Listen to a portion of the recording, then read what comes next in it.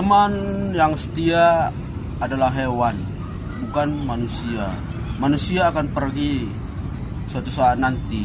Kita pasti mengalami perpisahan dengan teman. Jika teman kita itu seorang manusia, tetapi hewan tidak. Hewan akan selalu menemani kita.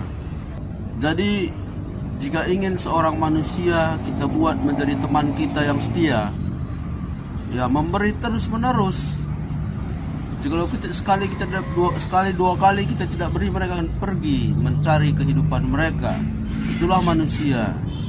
Mencari kebahagiaan mereka, itulah manusia. Jadi perlakukan mereka seperti hewan. Kita harus memberi terus, memberi.